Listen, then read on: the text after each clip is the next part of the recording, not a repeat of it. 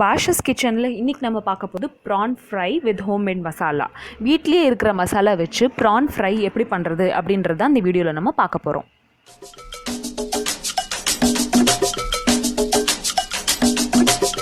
So இந்த PRAN fry பண்ணுறதுக்கு இங்கே நான் 1/2 கிலோ ப்ரான் வந்து இந்த மாதிரி எடுத்து வாஷ் பண்ணி க்ளீன் பண்ணி எடுத்து வச்சுருக்கேன்.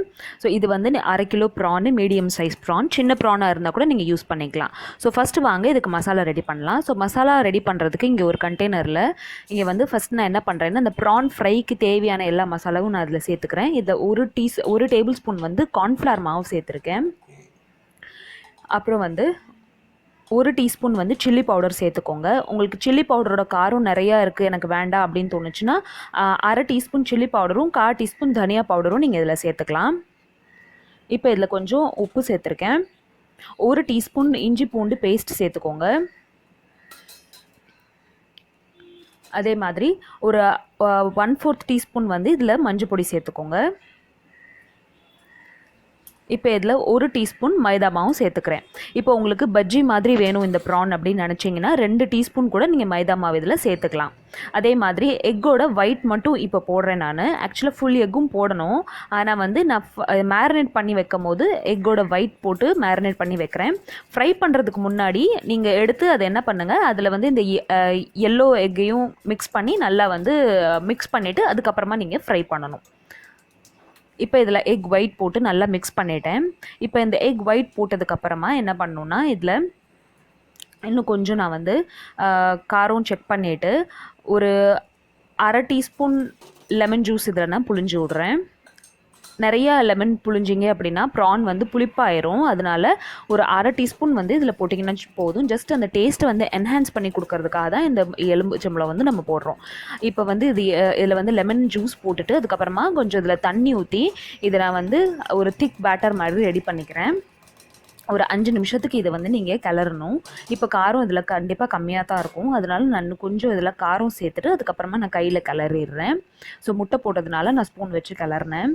அதுக்கப்புறமா வந்து நம்ம மசாலா டப்பியில் கை வைக்க முடியாது அப்படின்றதுனால ஸோ இப்போ வந்து காரத்துக்கு ஏற்றாப்புல உங்களோட காரத்துக்கு ஏற்றாப்புல நீங்கள் எதில் காரம் அட்ஜஸ்ட் பண்ணிக்கலாம். இப்போ நாங்கள் வந்து கொஞ்சம் ஸ்பைஸியாக சாப்பிடுவோம் அப்படின்றதுனால நான் இன்னும் கொஞ்சம் காரம் சேர்த்துருக்கேன். இன்னும் கொஞ்சம் காரம் சேர்த்துட்டு எல்லாத்தையும் நல்லா மிக்ஸ் பண்ணிக்கிட்டு இந்த பதத்தில் இந்த கன்சிஸ்டன்சியில் இதை வந்து நீங்கள் வச்சிடணும். ரொம்ப தண்ணியாக இருக்கக்கூடாது, ரொம்ப வந்து கெட்டியாகவும் இருக்கக்கூடாது. ஸோ இப்போ வந்து இந்த ப்ரானை வந்து நான் இதில் நான் போட்டுறேன். ஸோ இது 1/2 கிலோ ப்ரானு. இந்த ப்ரானில் அந்த மசாலா எல்லாம் நல்லா ஒட்டுற அளவுக்கு நல்லா எல்லாத்தையும் மிக்ஸ் பண்ணிடுங்க. மிக்ஸ் பண்ணிவிட்டு இப்போ இந்த ப்ரானை என்ன பண்ணணும் அப்படின்னா உப்பு காரம் நீங்கள் செக் பண்ணிக்கோங்க. செக் பண்ணிவிட்டு இதை வந்து மேரினேட் பண்ணி அட்லீஸ்ட் ஒரு 1 ஹவருக்கு நீங்கள் அப்படியே வச்சிடலாம். இப்போ வந்து நீங்கள் ப்ரான் ஃப்ரை சீக்கிரமாக செய்யணும் அப்படின்னு நினச்சிங்கன்னா அட்லீஸ்ட் இந்த ப்ரானை வந்து ஒரு 15 to 20 மினிட்ஸ் வரைக்கும் நல்லா கொஞ்சம் மேரினேட் பண்ணி ஊற வச்சுருங்க. அதுக்கப்புறமா எடுத்து நீங்கள் ஃப்ரை பண்ணுங்கள். உங்களால் 1 ஹவர் வரைக்கும் இதை மேரினேட் பண்ணி வைக்க முடியல அப்படின்னா மட்டும் இப்போ வந்து இது நம்ம மூடி வச்சிடலாம். இது ஒரு 1 ஹவருக்கு அப்புறமா எடுத்து நான் இதை ஃப்ரை பண்ணுறேன். ஸோ 1 ஹவருக்கு அப்புறம் எடுத்து இதை எடுக்கும்போது நீங்கள் என்ன பண்ணுங்கள், நம்ம ஏற்கனவே எடுத்து வச்சுருக்கிற அந்த முட்டையில் இருக்கிற அந்த மீதி இருக்கிற எல்லோவையும் இதில் சேர்த்து போட்டு நல்லா எல்லாத்தையும் மிக்ஸ் பண்ணிடுங்க. மிக்ஸ் பண்ணிவிட்டு அதுக்கப்புறமா இதை நம்ம ஃப்ரை பண்ணணும். இப்போ இதை எடுத்து வச்சிடலாம். எடுத்து வச்சுட்டு இப்போ ஃப்ரை பண்ணுறதுக்கு நம்ம கடாய் வச்சிடலாம்.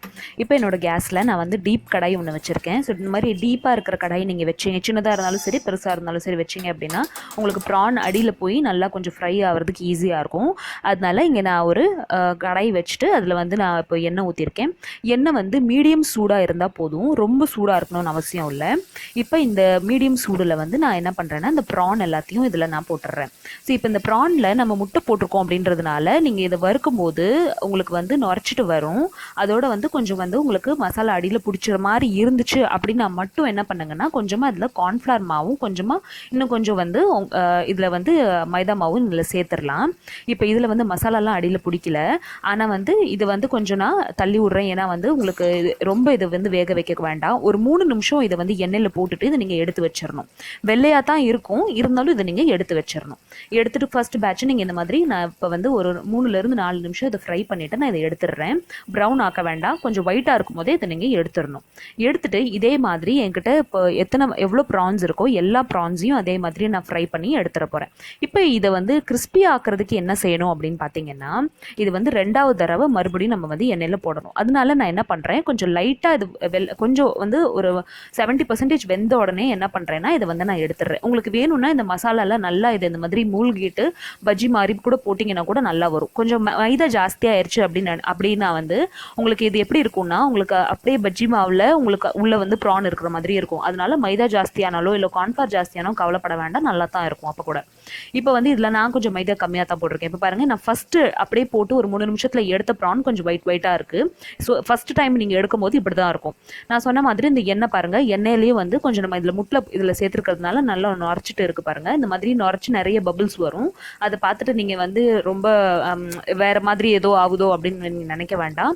ஸோ முட்டை வந்து போட்டோனாலே அந்த மாதிரி தான் ஆகும். ஸோ இப்போ பாருங்கள், நான் இப்போ எல்லாத்தையும் இதை எடுத்து வச்சுட்டேன். இப்போ என்னோட 3 பேட்ச் எறாவையும் நான் வந்து இந்த மாதிரி ஃப்ரை பண்ணி எடுத்து வச்சுட்டேன்.